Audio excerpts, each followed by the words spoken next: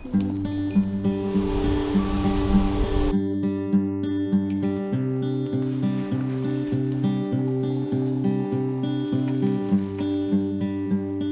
shepherds, welcome back, and if you're new here, hello.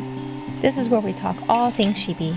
So last week we talked about all the ways to make buttermilk, so I thought for this week we'd share some of our family's favorite sheep-based buttermilk meals. So let's get into this. First we need an egg. The chickens are feeling pretty broody, so maybe I can scrounge an egg off of the free nest. I have some of these eggs marked so I know which ones are fresh and which ones are the best for our chicken guardian, the crow bro. They fly around and tend to find nests in the woods, really, and then scare off some of the predators, so it's a pretty nice alliance. Next up, let's grab some flowers and bring them in and get started. I have the recipe down in the description below, so a bit on the ingredients. We'll need cultured buttermilk. I have some cultured buttermilk prepped already on hand. Now, this one's super fermented. I love how tart, fresh, and clean it smells. Though it's super thick. I wonder if it's thick enough to... Look at that. It's so fun. I love with home dairy making, you can really personalize your milk products. If you want to change your consistency or flavor, it's just a slight change in temp or culture that really makes such a difference. So this buttermilk is a little too thick, and that's okay. I'm going to add a little bit of skimmed sheep milk back into the buttermilk to get the consistency we need. If I don't add milk back in, the batter could be very dry and stiff, so a little bit of milk goes a long way. This recipe works with any animal-based milk that you may have on hand. I found plant-based milks to respond differently than I need in various recipes, so I really can't advise on using plant-based milk alternatives.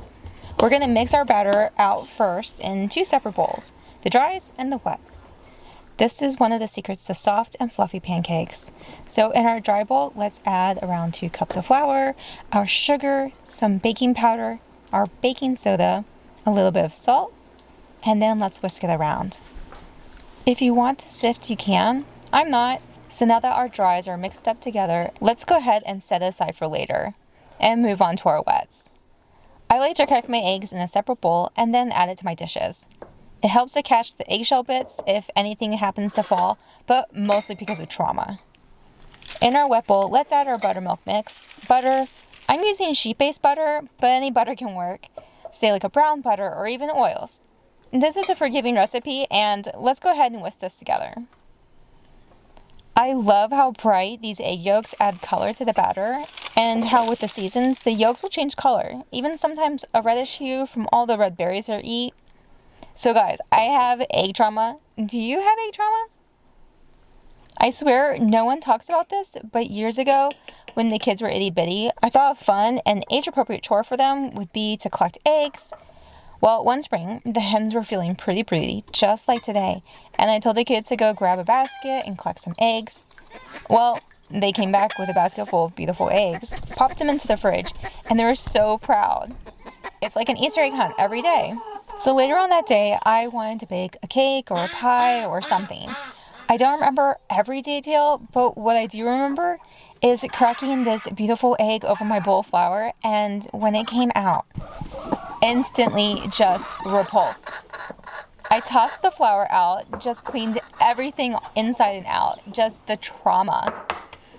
I won't tell you the details. I think your imagination can really do it justice. But since that time, I mark each egg under the nesting hen, and even so, I still crack my eggs over a bowl. That fear lingers when I remember that egg. So now that our wets are super mixed, let's talk pancake secrets.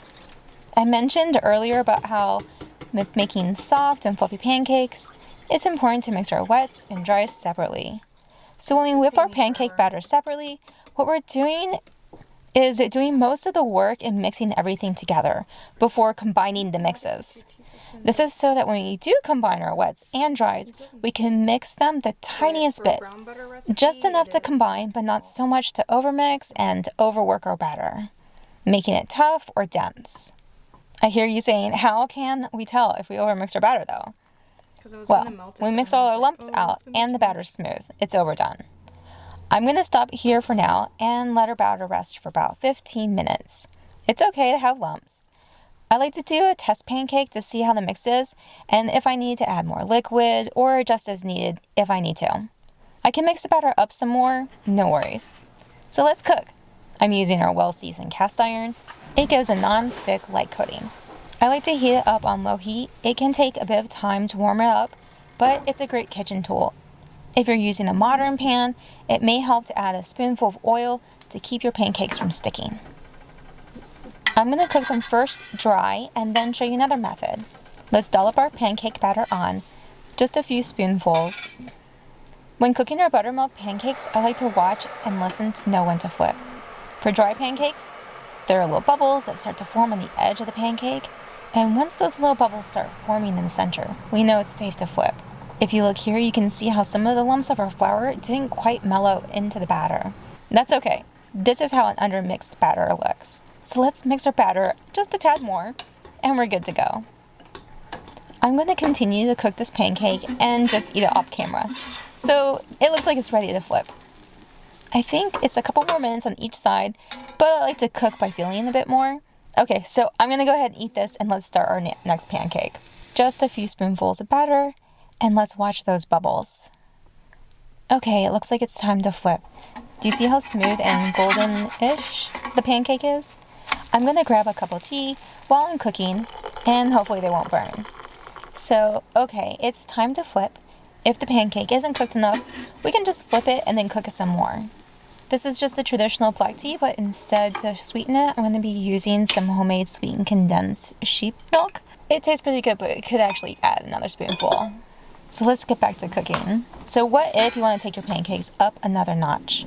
Soft and fluffy on the inside, but also crunchy on the outside. For this, we'll need a bit more oil. A few tablespoons, and we want this oil nice and hot. It may be hard to tell when the oil's hot enough, so here's a quick tip. Next time you go out to eat and you get some extra disposable chopsticks, save them. To test if the oil is hot enough, when we put our chopstick in the oil, it'll bubble, ever so slightly.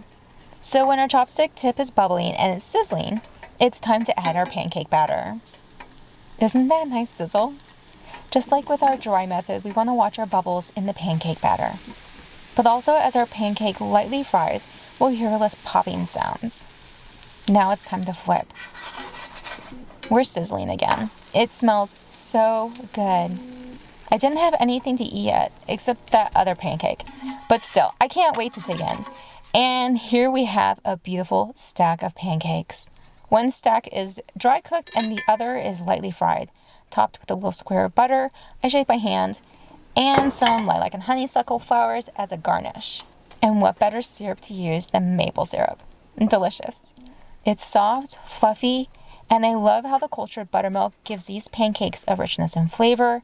They're savory and tangy. And with these lightly fried pancakes, I'm not sure if you can hear this, but it's super crispy on the outside. I know the kids love the fried ones the most, but what do you think is your favorite? The garnish of lilac and honeysuckle don't really add much in flavor. It's pretty, they're fun, they have a mild floral note, but I think they get lost overall.